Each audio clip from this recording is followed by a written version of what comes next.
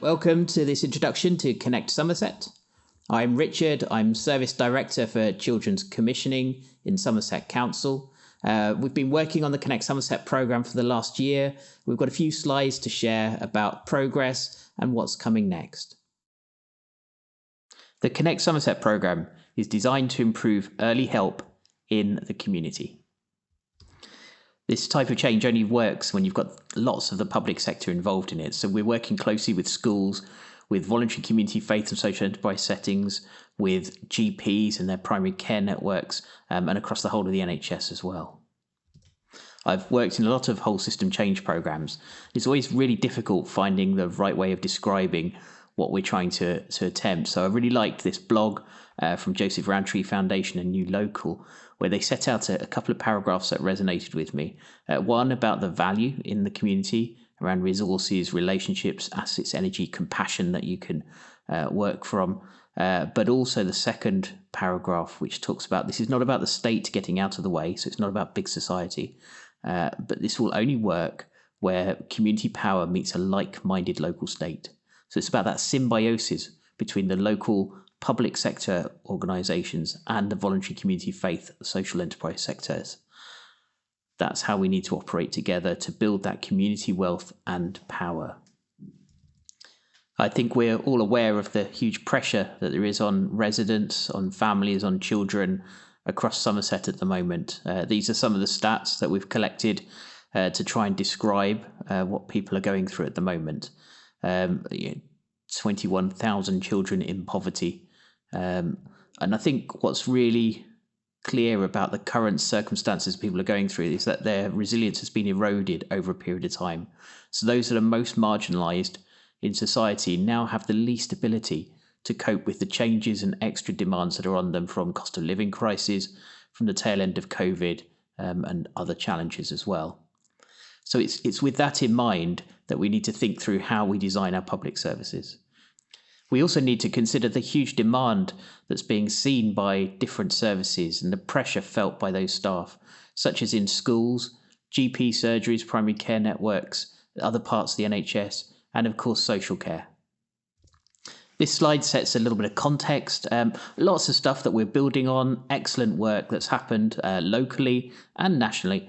So I'll pull out a few from here. One is the Education for Life strategy. There's also the council plan and our Somerset from the integrated care system.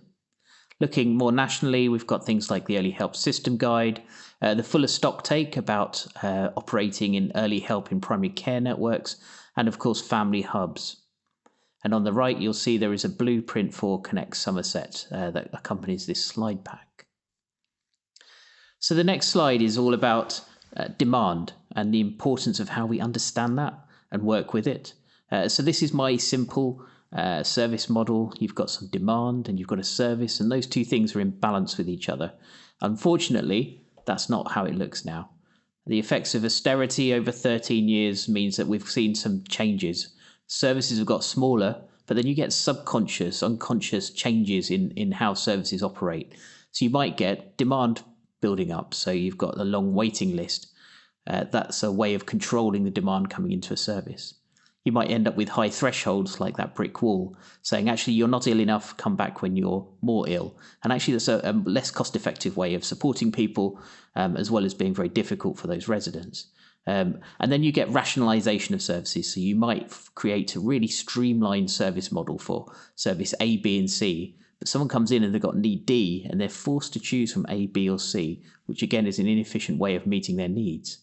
So these are subconscious ways that services evolve over time when they're under real intense pressure. And we've got to find a way of cutting through this, really. There are a couple of things I conclude from the slide. One is that if we cut and keep cutting, then eventually that demand will overwhelm the service. This is a statutory minimum model. And the second thing is that it feels really unkind to be in that demand box. And I think that characterises some of the breakdown in relationship between public sector services and the public over the last 10 or 20 years.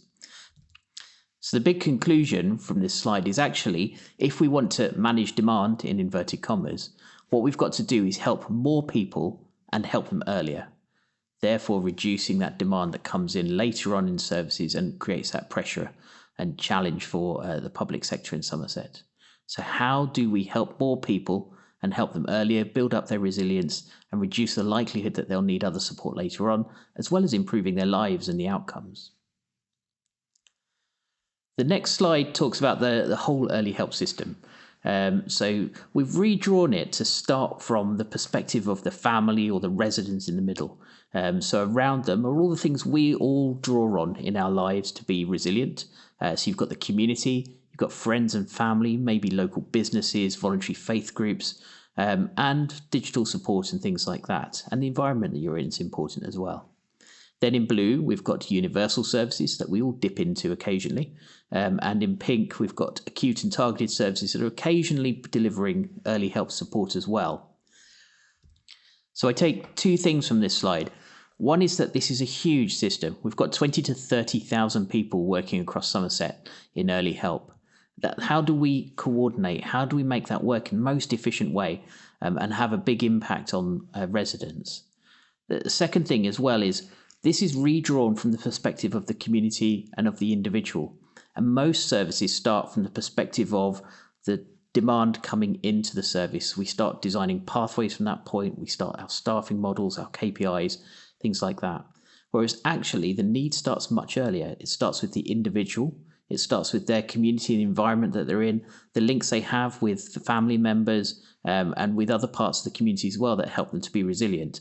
And there's something about how do we redesign all of our services so that we start from that perspective and therefore create a more efficient and much earlier way of helping residents as well. So this slide is all about systems, and you'll hear me talking lots about systems thinking, that type of thing. This is an example from Dr. Akoff. He talked about a hypothetical car. Could you create the most amazing car in the world if you took all the best components from around the world and put it together? So take the best brakes, the best gearbox, the best engine, shove it all together. Does that create the best car? And of course, it doesn't. It doesn't even go as a car. So there's something about how do those individual parts of the system get designed to work really well together. And it's that focus on how the service efficiency versus system efficiency. As a public sector, I think we focus too much on service efficiency, on the KPIs, the design, the management of staff, the whole system there. But we focus much less on how the whole system works and operates efficiently. So there's something for us if we want to become more effective as a public sector system in Somerset. We have to focus on the system efficiency as well as the service efficiencies as well. So Connect Somerset is trying to put all these ideas in place. The first thing we're really looking at is that integration. Can we integrate between children and adults, health and care, and also people and place to make that more efficient system? And there are particular messages that come through, and I hope you've picked them up already, really, that we need to help residents and help them earlier. We need to support schools, but also GPs and primary care networks and other places within the public sector to be at the centre of their community and to be able to draw on those community resources. We need to enable residents and families to be resilient and connected to their community. A lot of this coming from adult services and the 3 conversations that we've been using for a long time. We need to integrate services and support and have that closer to home. So when you ask residents, actually, would you like a high quality centralised service or a slightly less good service that's close to home? I actually say they want something closer to home. Now, I think we can actually produce better quality services closer to home as well. So that's what we're aiming to do through Connect Somerset. And also, we need to improve residents' lives, reduce that inequality, and obviously reduce the demand for the expensive, the acute services that we are constantly under pressure for delivering. So those are the key messages. We'll now move on to neighbourhoods. So we have 12 neighbourhoods across Connect Somerset. These are aligned with adult services neighbourhoods, also aligned with primary care networks. And it's really important that we get the system working across health and care really efficiently. And whilst we have 12 neighbourhoods, the boundaries are always fuzzy. It's important that we work across those boundaries for the needs of families, for the needs of residents. We're working really closely with local community networks and school clusters. Local community networks give us that high-level engagement with communities, as well as some of the governance that links in then to the neighbourhood working at an operational level. And here are our 12 champions. They are leading on the changes in Connect Somerset about how do we have that cultural shift? How do we work really closely together? How do we find the problems and solve those locally and link in much better with the community resources? So we've got 12. You should be able to find the champion that sits in your area, and hopefully you've either already established those relationships or there's someone there you can phone and link into. The brilliant thing about Somerset is how many fantastic hubs and community resources there are that we can draw on to help our residents. So we think there are at least 100 warm welcome hubs and hubs that we want to be working with as part of Connect Somerset. There are lots of schools, talking cafes, local community networks and primary care networks, nearly 3,000 registered charities, not counting those that are unconstituted community groups, and nearly over 10,000 volunteers, again, not counting those that are faith group volunteers. We've got parent family support advisors, village and community agents, the one teams, and huge capacity within primary care networks around health connections, health coaching, that's social prescribing and link worker roles as well. So fantastic resources, lots of support that's available. And there's something about how do we draw that together within neighbourhoods? How do we work really closely together? How do we start to share estate and processes, share data and information, that type of thing to enable that close working between us on the ground. So what does Connect Somerset add? So first of all, champions. I've mentioned the champions. So they're there to help join up the public sector, change the culture, help us to be much more efficient, effective and connected into communities. We really want to work with schools, primary care networks and others to be anchors in their community. We think that by supporting schools to know what's available in their community that they can draw on, what can help a parent or help a pupil, what can improve attainment and attendance. Those things over time will lead to schools becoming more embedded in their community, part of the fabric, real anchors in their community areas. We need to do lots of coordination, I've already mentioned that, and more early help. So if you look at the SEND strategy, it already talks about more drop-ins across those 100 hubs that we think we have across Somerset. We will be reducing barriers to working together. So there's something about the different things we put in place which stop us from working closely together, like IT systems, like the geography that we work in, like some of the processes we've got. So over time, we'll be unpicking those, seeing if we can have a shared case management system, seeing if we can improve our data sharing. So these things don't get in the way of working well together. We have about 50 databases describing the local community resources that are available across Somerset. That's a little inconvenient, so we're trying to get into the back end of all of those and pull that into one place. So that can be used in search by residents, by professionals, but also in our systems as well. And lots of integration I've already mentioned, and really we see this as a foundation, Connect Somerset as a foundation for services to move more locally, closer to home. I should point out the picture as well. I think we've got our 12 hubs, core hubs set out there. There will be another probably 100 connected hub spokes, which are part of our delivery platform. What we want is delivery really close to home. We want delivery in places that are recognised by the communities belonging to them as places which are buzzing and they're able to walk in and feel stress-free, able to access things, and then we can give some additional support through those hubs. So we've changed the team around the school model. This is to bring much more support to schools, more immediate, responsive support.